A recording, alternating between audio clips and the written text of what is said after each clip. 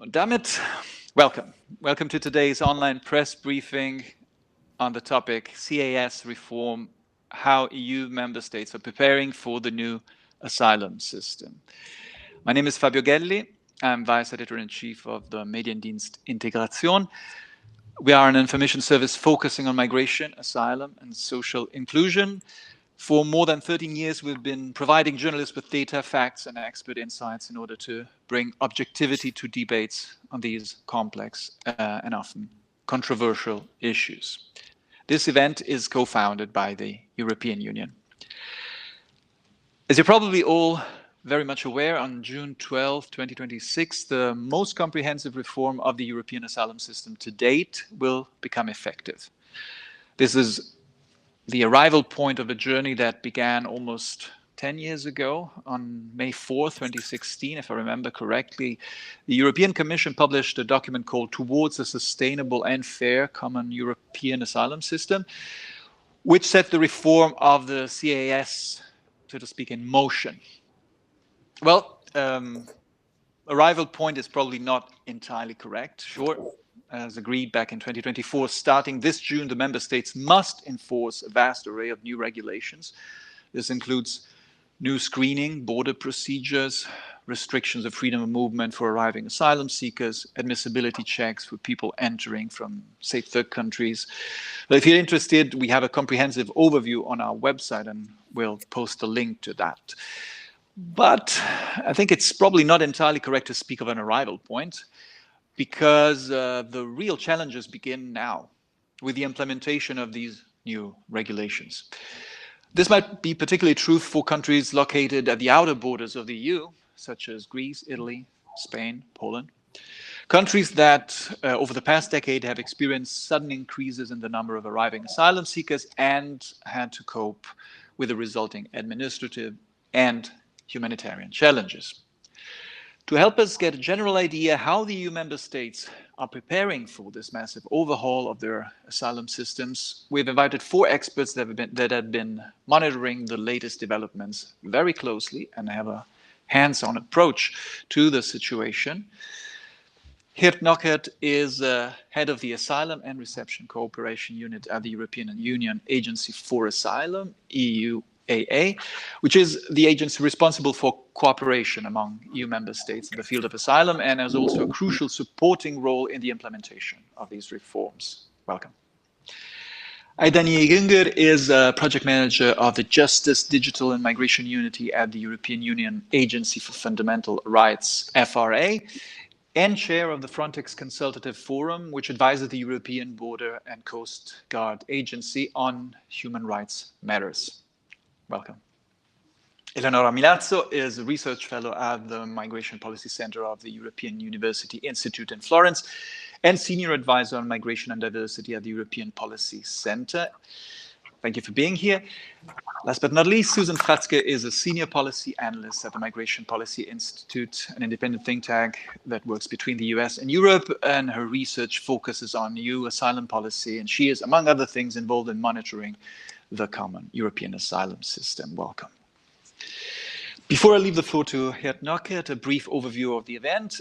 Everything the speakers say during their introductory remarks may be quoted freely. Statements made during the question time, however, might be considered off the record if the panelists say so, and in that case, they require approval.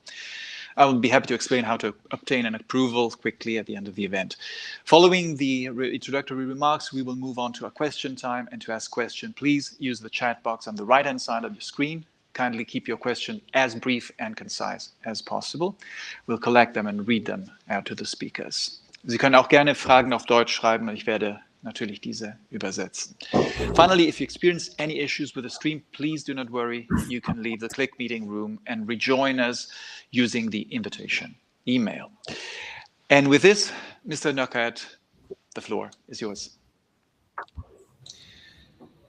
Good morning, everyone, and thank you, Fabio. Let me maybe start with a short introduction of what our agency is doing, also in support of the Pact implementation. As you know, we are an implementing agency And we are there to support member states in implementing the SEAS, a common European asylum system, with now, of course, a very particular focus on the reform and on the pact. We do this through either permanent support to member states or operational support. Let me explain very briefly. The permanent support is more related to the center of expertise which we are, and where we provide in one way data collection and analysis of the data for member states on asylum and on reception. Then we have as well a dedicated information system where we collect information from member states authorities on their asylum systems, but also reception and jurisprudence. We have a session or a sector working on country of origin information, so looking on the outside of Europe, on countries where applicants come from, and there we collect country of origin information, but also we provide country guidance to support asylum authorities in the decision-making processes related to the countries of origin. Then we also provide practical guides, and we develop tools for member states. It's mainly for asylum authorities and reception authorities.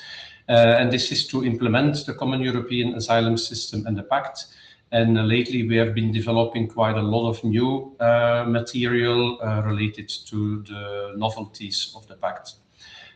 We also support member states through bringing them together through dedicated thematic networks where we focus on asylum processes, on the solidarity mechanism and the Dublin procedure, but also on the reception. We have a network on vulnerability, and then a specific network for courts and tribunal members.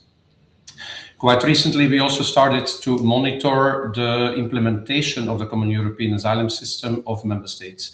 And that's a new mandate we received through the EUA regulation. Then part of the permanent support is also the training, and it's an important component because the training is has been very used by member states authorities, and where now recently we also dedicated a lot of new training modules on the pact, but I will come back to that in a second. Next to the permanent support, we also provide operational support to member states, and this is different than for the permanent support. It is really on request of member states particularly. So we have now we have operating plans for about 13 member states, where we are actively involved in their processes, either on asylum, on Dublin procedure, on reception or vulnerability. And this is following a request from their side, where we then do a needs assessment. We discuss with the authorities which particular support is needed, and then we make an operating plan with specific measures and activities related to that. Now, on the EUA Pact, we have developed a pact program within the agency to organize and to structure our support to member states, because a lot has been coming our way, not just for us as agency, but mainly for member states. And to support member states in the most efficient way, we have developed this program, which is composed by 4 different pillars. One pillar was support to member states, and that I will focus on now. But we also had some support to the Commission in view of what the Commission had to do for the pact implementation. Then one dedicated program for member state support in developing the implementation plans. And the last one is more on the implementation of those plans. Now, when we look at the novelties of the pact and how we support member states is mainly by developing new guidance and new training modules. So those guidance are focusing on the novelties mainly, such as the asylum border procedure, for instance, the solidarity mechanism, but also on the free legal counseling, etc. So we have for the dedicated thematic areas or topics that are deriving from the new legislative framework, we have been looking into those and then making specific practical guides. They have been developed with member states authorities, also with support of the Commission, and through our dedicated networks, we seek the feedback from all the authorities. After that, we go to our management board for adoption of those guides, and then we publish them on our website. So you can find those guides, they are publicly available. We also updated existing guides because we already had, of course, a huge number of practical guides, and we have been updating them to make them fact-proof, as we say. There we are still in the process of doing so. So we have prioritized the novelties, and then we will, throughout still also next year, update existing guidance so that all the legal references are up to date. Now, we also have been developing quite a lot of new training modules, and we have dedicated training modules on the pact that have been presented to the member states authorities and for which they can register and follow them online. We do have modules that we have self-paced online modules, and then there are also training modules that we do partially online, partially face-to-face, so as a blended way of learning. Next to development of guidance and training, we also have invested a lot on information provision. You will see from the pact legal framework that many of the instruments have been focusing on providing information to applicants to make sure that they understand the new system. And several of those information provision materials are compulsory to be used by member states authorities. So we have developed a whole set of information provision going from screening to asylum border procedure, the normal regular procedure, solidarity mechanism, consequences of not obeying to the place where you need to stay or the country you need to stay, etc., etc. So we have quite a huge set of info provision materials that we also translated in all EU languages, but also in 40 non-EU languages.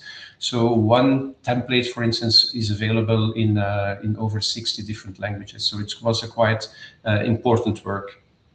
Those info materials can also be tailored to the national context. So we have, besides the generic information and key messages we pass, we also have made tailored parts so that member states can adapt them accordingly. And maybe to finalize, we also have been investing in templates for contingency planning. We have made blueprints for member states to inspire them on how to set up new border centers, including screening, border and return centers. And we have as well invested together with Frontex under the lead of Frontex and also in support of Europol.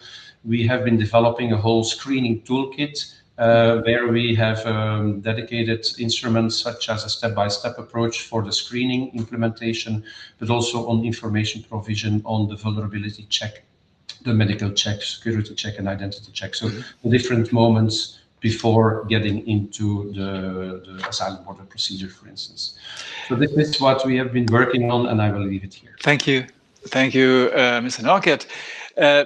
At the end of your introductory remark, you mentioned Frontex, and Frontex is, of course, a big part of the implementation process. And Aydan Ilgünger, who is also in the consultative board with Frontex, she has a direct involvement in the monitoring process.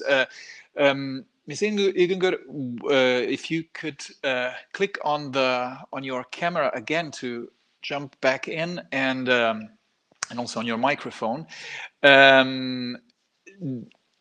Yes, you have been dealing with, FRA has been dealing with the issue of monitoring these procedures, especially the border procedures. How is the situation there? Thank you very much. Can you hear me? Just to test again. Yes. Okay. Great. Thanks a lot for inviting. I much appreciate that we have this conversation. 5 minutes is challenging, so I hope that in the questions and answers session we might have a bit more possibilities to dive into the details. Let me first speak about a little bit about the independent monitoring mechanisms as foreseen by the so-called Article 10 of the screening regulation, because this is quite important from our side. So, in addition to all the operational aspects, some of them mentioned by Geert already, authority, more in the asylum border procedures. The screening regulation basically, and the asylum border procedures obliges the member states to also put in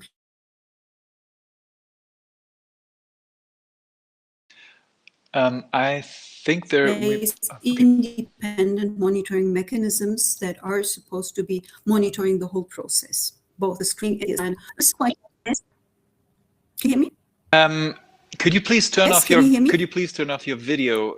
There might be some problem with connectivity. Just the Alright. video. Yes, thank you so much. Let's try like this. Is it better now? Is it better now? Yes. Yes, much okay. better. Yeah. So independent monitoring mechanisms, in addition to the kind of the operational aspects of the screening regulation, the member states also by 12th of June basically have to put in place independent monitoring mechanisms. As Fundamental Rights Agency, we had already last year provided some guidance in relation to how such an institution should ideally look like in terms of effectiveness, in terms of independence, etc. And I will make sure to put all of the existing, at least, publications that we have, I will put them in the chat, and I can also circulate them in an email to you. So basically, a guide for future national mechanisms we have already put in place. At the moment, or since then, we are in close and regular engagement with national monitoring entities because to date, to our knowledge, around 12 member states have formally appointed or announced already to appoint a certain entity or to create a certain entity to cover the mandate under this provision. But 15 member states have not done that formally yet, at least until today. And most of the issues that are basically where the discussions are around at the moment, there are issues in relation to resources on how to basically implement this mandate, how to get the funding for that, how is the cooperation between the national future monitoring entities and the ministries that are in charge basically in requesting these funds for the purpose of monitoring, etc. So we are closely engaging with them, and with the long-term objective of actually creating something like a platform of these entities where we can facilitate a lot of exchange, where we can facilitate basically also towards a kind of good and even high joint monitoring standards, etc. And this cooperative work we are carrying out in close cooperation with the Council of Europe, with the European Network of Human Rights Institutions, with the Frontex Fundamental Rights Officer, and also with the EUAA's Fundamental Rights Office. Basically, we will also be in touch for this purpose. In addition to this general guidance that we have developed, at the moment we have also developed a very hands-on practical tool for the future monitoring entities, for the future monitors, which we are actually currently testing. Alongside the testing of the screening, which was also mentioned by Gerd. For example, just last week, the Deputy Fundamental Rights Officer of Frontex and myself, we went to Latvia and provided a briefing about the fundamental rights aspects of the pact, including the monitoring, the future monitoring, what the future monitoring of the screening entails. We've done that in Latvia with the ombuds institutions of Estonia, Lithuania, Latvia, Poland, and Finland. It was very well received, and we are very prepared and ready to continue these workshops basically as we go, also in other countries and with other institutions. So again, a practical example, next week I will be in Romania together with the Romanian Ombudsman. There is going to be a simulation exercise of screening at the borders of Romania with Ukraine and Moldova.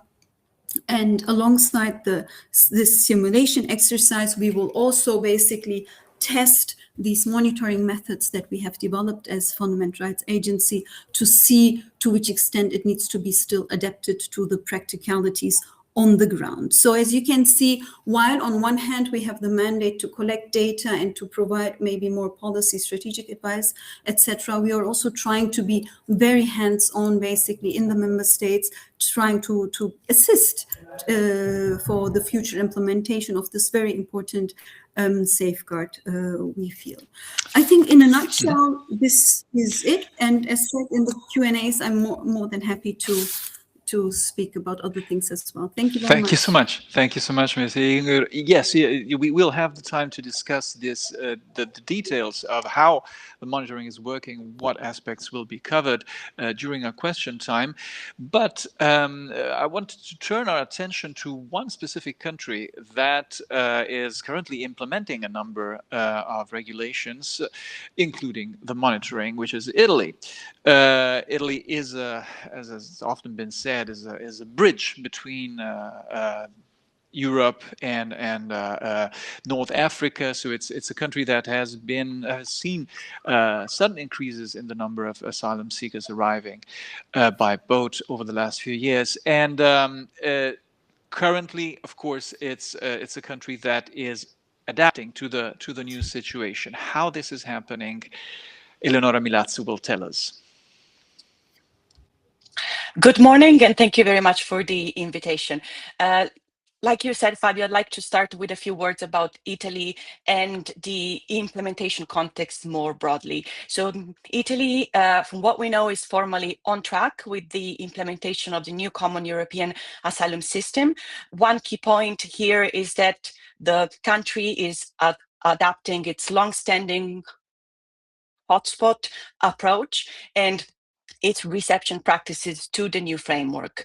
At the same time, we also see that key documents, particularly Italy's national implementation plan, have not been made public, and then the European Commission's own implementation report, the latest iteration of the report, which was due at the end of March, has still not been published. It will probably be published in early May. So as a result, much of what we know at this stage comes from EU level process requirements and partial official disclosures and external monitoring of the implementation process.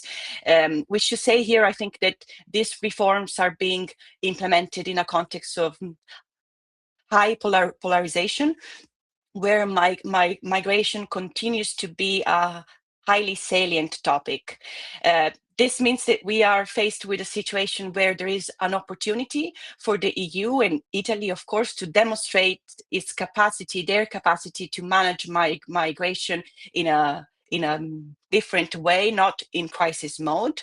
But at the same time, the current context also means that institutions and other political actors and stakeholders involved are extremely cautious about what is communicated publicly. So this has certainly implications for transparency in the implementation process, but it also speaks to the context where implementation of the new pact reforms and migration policy unfold. So I will leave it at that for now, and then I'm looking forward to the questions. Thank you. Thank you. Thank you so much, Eleonora. Very succinct. I love that.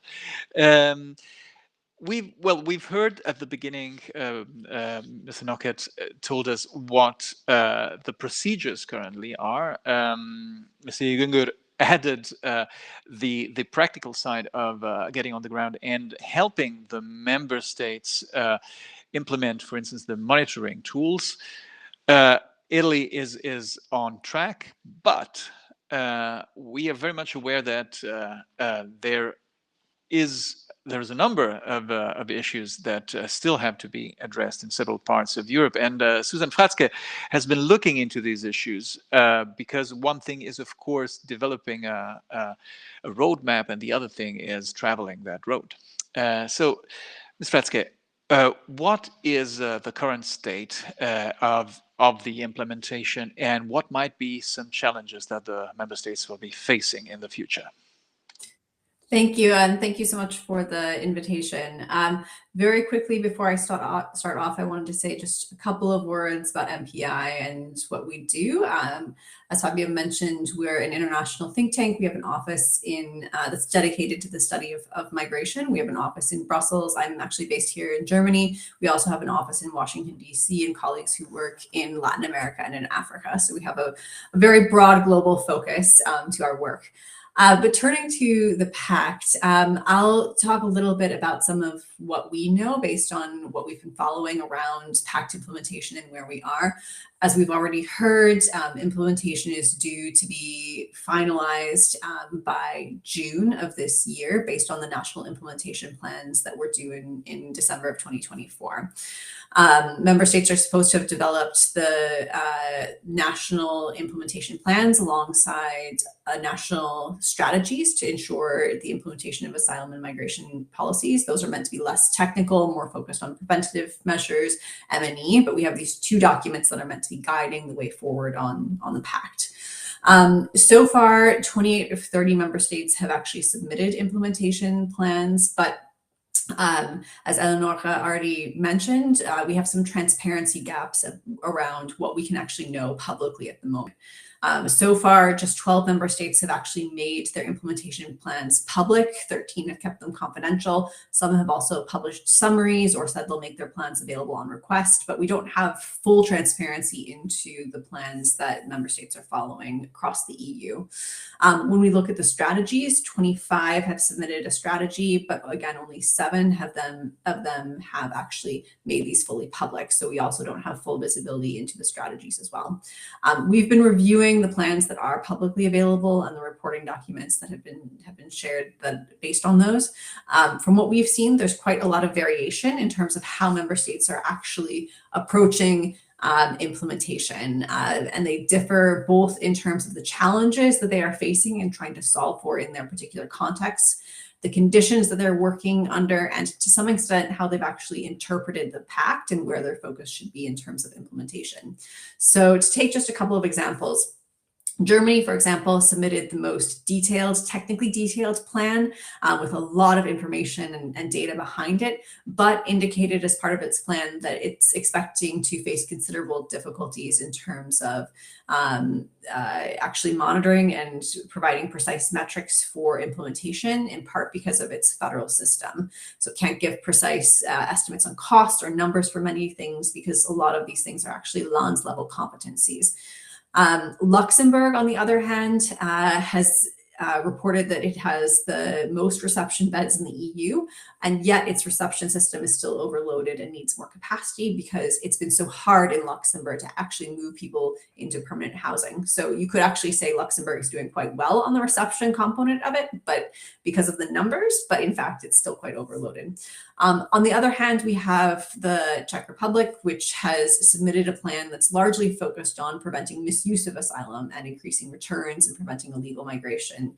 So really a completely different focus than, on other elements like border procedures or reception or these sorts of things. So we have, as I said, quite a lot of difference in terms of the challenges that member states are facing, the capacities they have to meet those, and to some extent also where they've actually focused in terms of looking at their implementation plans. So a couple of different likely gaps or points of tension that I wanted to speak to coming out of the plans and what we know of their progress so far. One thing it's important to know is that the Commission has recognized and has been messaging already that not everything is likely to be in place from day one. And it's likely that both the old and the new systems and rules may coexist in some places for a while. So even though we have the June deadline, it's more of and everyone is pushing towards it, we have to be aware that some things won't be in place by then.